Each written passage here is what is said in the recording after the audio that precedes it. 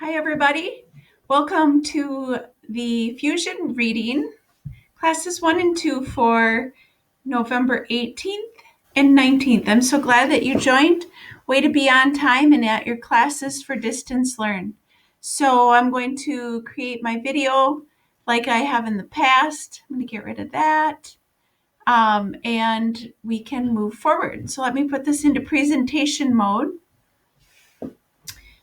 Today, remember at this time you should go to the Black Daily Doc folder and open up today's link for instruction. Okay, so go to the Black Daily Doc folder and find 1118, 1119. Your document should look like this. So you're finding the 1118, 19 in the Black Daily Doc folder. So each day, this is what we'll do. This is kind of like our booklet that we used in class, our binder. So we're going to do the document together. The only part that you should be writing down in your notebook for participation in new vocabulary will be the vocabulary section.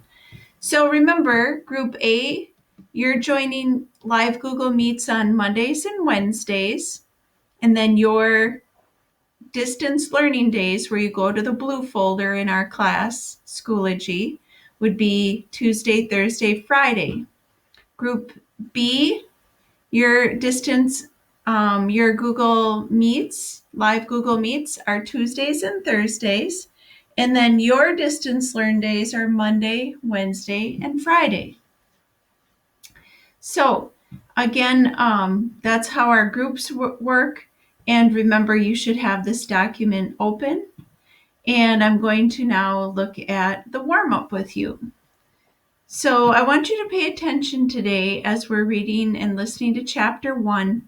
What is it that Daryl fears will happen at his new school? Even if we haven't read the chapter, what would be some fears at your new school?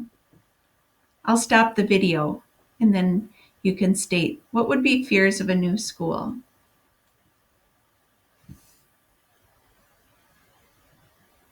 Okay, vocabulary instruction. Today we're going to be starting the bully, but we will work through set 3. There's going to be for set 3 vocab, and you have one more vocab test for try 1, and that is around December 1st or November 30th. So let's look at set 3 vocab. Remember, these are all in your vocab folder. We did numbers 1, 2, and 3 together the other day. Today we're going to do the word capture, capacity, and proceed. So if you capture something, you kind of get it or gather it. So when you look at capture, you're going to look at the prefix. The prefix in capture, there isn't one. The suffix, remember, that's usually the last part of the word. It can be 2, 3, 4 letters. In here, it's U-R-E. And remember, if I wasn't helping you with this, you would have to go to the vocabulary folder and find these in the vocab folder where the PDFs are for prefix, suffix, and root word charts. Okay, and then the root word in capture would be cap, because cap is left. Okay, so cap is left. And cap means to take or hold. Okay, then you're trying to think of a definition, so you just kind of hop onto Google and Google it, see what you find for capture. Take into one's possession or control by force, the action of capturing or being captured. So let's say take into one's possession. Okay, to get it, to capture it, to possess it. Then you have to think of words with parts of those words. So you have URE as a suffix part, and CAP. CAP. So at this time, let's think of some CAP words or URE. One I can think of is exposure. Okay, so that uses URE. Okay, can anybody think of a CAP or a URE word?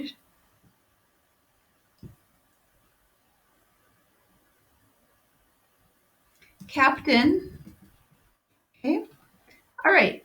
So now you have to use capture in a sentence and then one of your other words in a sentence. So I'll help you with capture.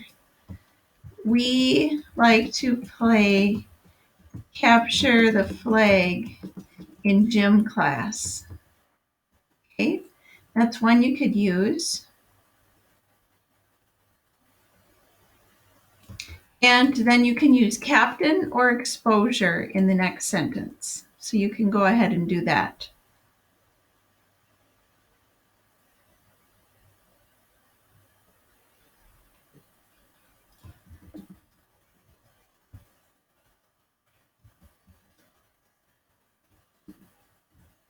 Okay, now I'm going to help you with capacity and then you'll have to do proceed on your own. Proceed. So capacity, the prefix for capacity, you might want to say that it's a cap, but we already said cap is a root word, so there is not a prefix. Then you have to go to the end of the word, and is there a little chunk of letters at the end? You might think, well, it could be city or itty. It's itty. Itty is the state of. Okay? And then therefore you have left for the root cap, which is to take or hold.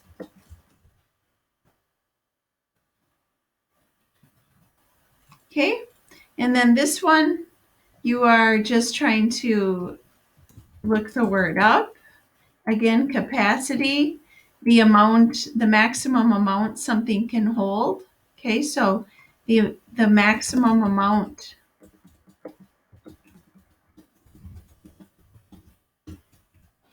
Sometimes you have to make sure that that's going to fit with the sentence in which it's used because some things have more than one meaning. So then we're looking for itty words or cap words, such as electricity is an itty word. Okay, and then you find one more.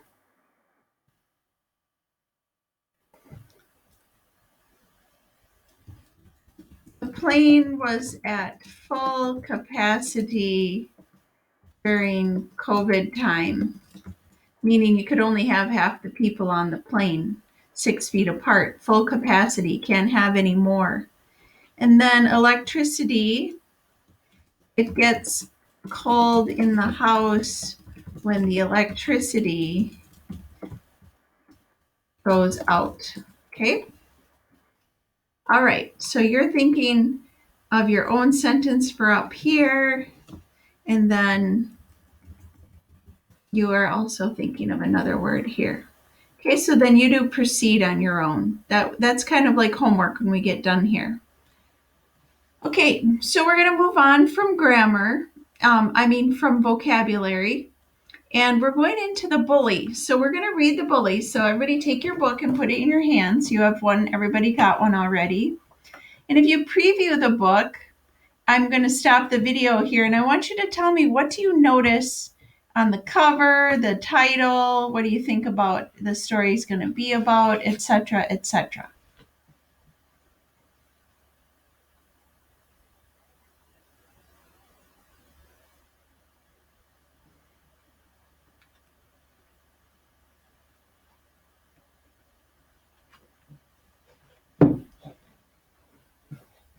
Okay, today we are going to be reading chapter 1. So I will open up the audio and then you should open up to chapter 1, pages 1 through 13. And what I want you to think about is on his first day of school, Daryl especially worries about who he will sit with at lunch. Think about lunchtime at school. Who sits with you? Describe the setting, place, and details and how you and your friends interact with other students in school based on where you all sit. So before we begin reading or listening to the story, we know that one of the characters is going to be Daryl, and he worries about where he's going to sit at lunch. Think about your own lunch when we actually had school. Who sat with you? Describe it.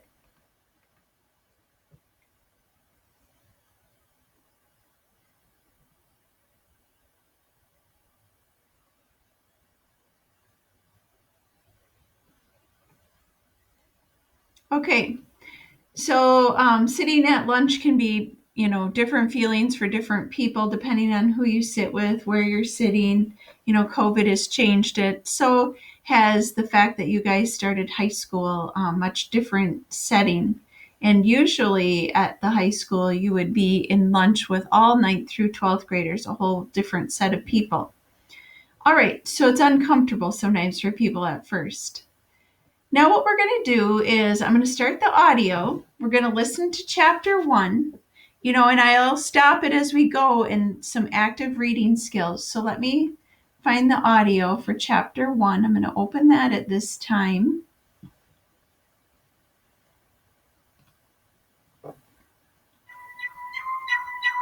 Townsend Press presents from the Bluefoot series of books, The Bully. Written by Paul Langan and read by Jamil Gaines. With a cold November wind stabbing through his jacket, Daryl Mercer took one last walk with his best friend, Malik Stone. "Man, I can't believe you're moving to California tomorrow," Malik said. "I just can't believe I won't see you no more." Daryl shook his head. He could not believe it either. In just a few hours, he would leave the only neighborhood he had ever known in his 15 years. Soon his street, his school, and every friend he had in the world would be thousands of miles away. Thinking about what was ahead of him, Daryl felt like a man going to his own hanging. And cars rusted along many streets, and occasionally local newscasts would run a story about city crime and feature this area as an example. To many people, the neighborhood was trouble, but to Daryl and his friends, it was home. True, there were guys selling drugs on street corners, but there were also good kids like Malik, Big Reggie, and Mark. Because of them, Daryl had never felt alone. Inside the rundown homes that lined Daryl's block, there were always people to turn to in times of trouble. Across the street was old Mr. Corbett, who sat on his porch each day and waved at everyone who passed by, turned to in time. Okay, so now you're kind of getting a little idea of what it's like around this area and the different people that live in the area. So we're on the middle of page 2. Then in the corner house was Mrs. Morton. She made sweet potato pie for people in the neighborhood, especially Daryl and his mother. "This'll help you grow," Mrs. Morton would say whenever she left a pie at their apartment. It never seemed to work, but Daryl didn't mind because the pies were delicious. Daryl had always been short for his age. At 15 years old, he was just under 5 feet.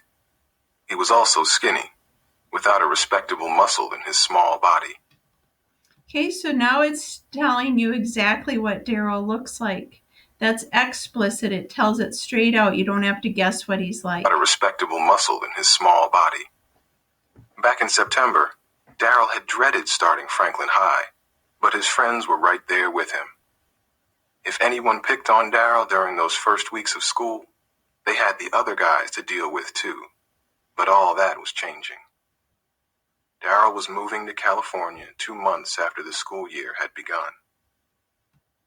So you should wonder right now, when you're actively reading, why does Daryl have to move to California?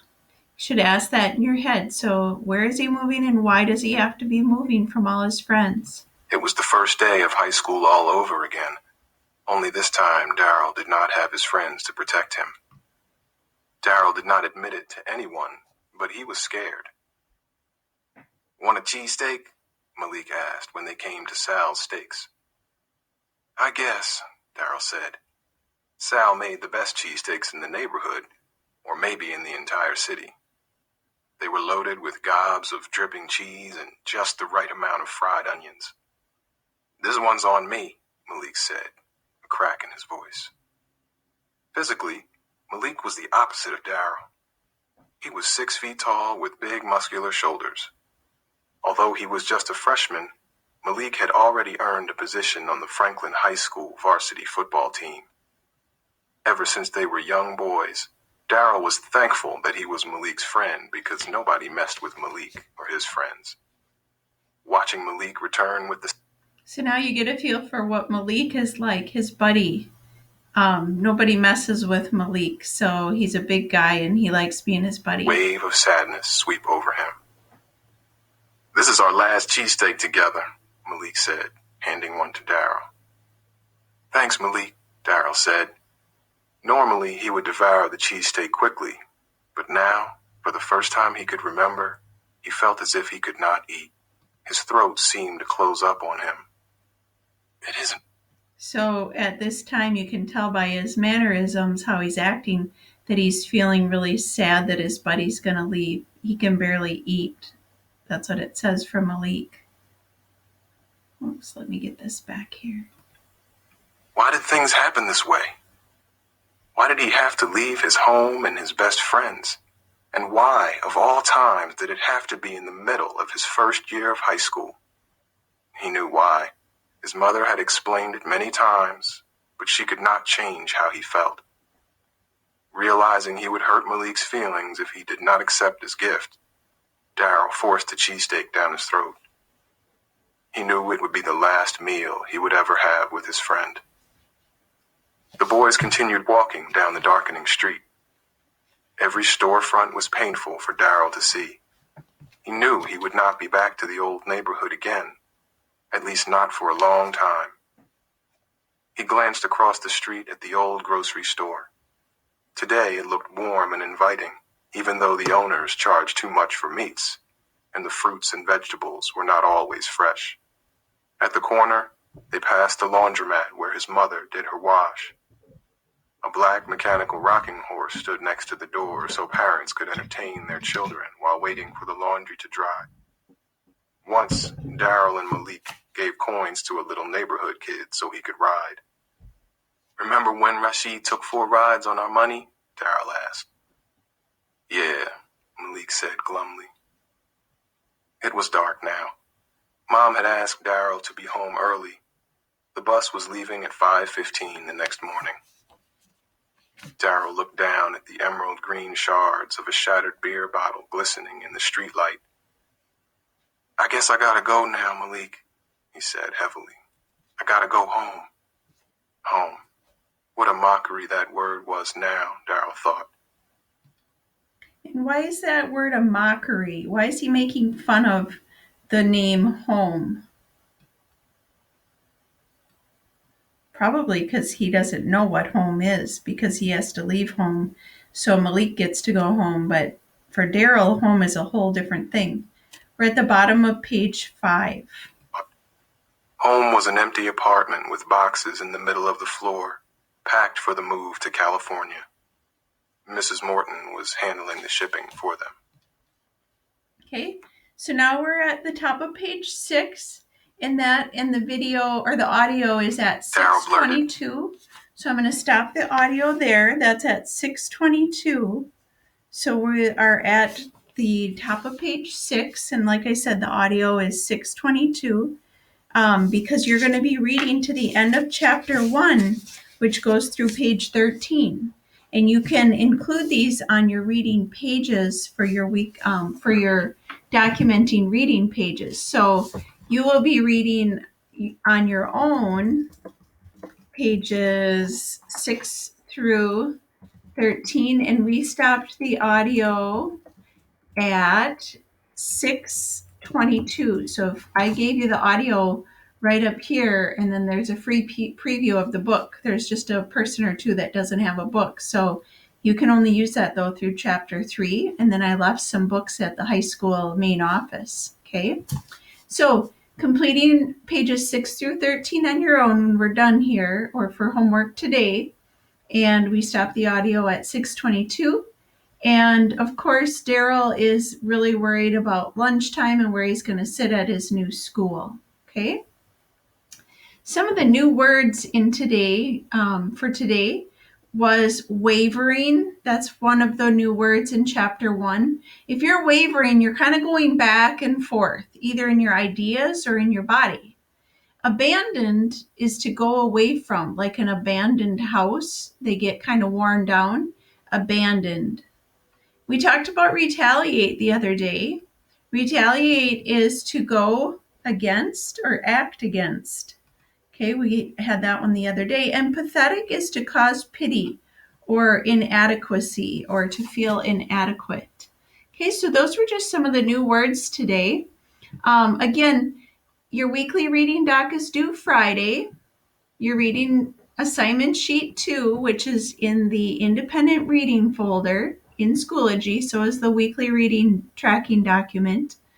That is due on next Tuesday, Wednesday, the 23rd and 24th, and your book report number 1 is due the 23rd and 24th. Book report number 1 looks like this. It is also in the independent reading folder, but I also gave you a worksheet of this. If you need to use the worksheet of it or that document, you can write your things out and send me a snapshot of a picture. Okay, so for next time, you'll be reading complete reading chapter 1. I'm going to put that in here so you'll have it. Pages 6 through 13 in the bully. Okay. Then obviously, working through the blue Distance Learn folder and attend your live meets. And then keep reading and tracking your pages till you get all 25 boxes filled. And then, of course, working on book sheet number 2 as well as your book report. Okay. So at this time, I'm going to stop the video. And you will have time now to work through completing chapter 1 reading, documenting your pages on your tracking form, book sheet 2, as well as book